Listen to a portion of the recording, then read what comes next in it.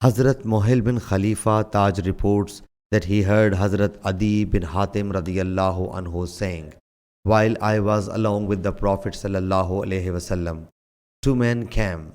One of them complained about poverty and the other about robbers. Allah's Apostle sallallahu alaihi wasallam said, as regard robberies, there will come before long a time when a caravan will proceed to Makkah Mukarramah without any guards.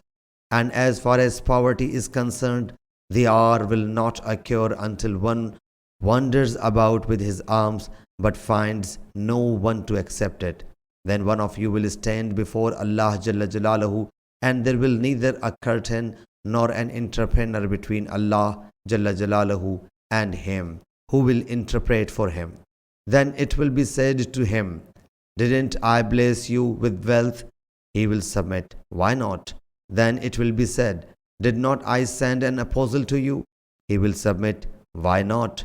So he will look to his right and see nothing except the fire. Then he will look to his left and again will see nothing but the fire. Hence every one of you should save himself from hell, even by giving a piece of debt, and if it is not available, then by uttering a pleasant word. Sahih Bukhari, Hadith number 1413.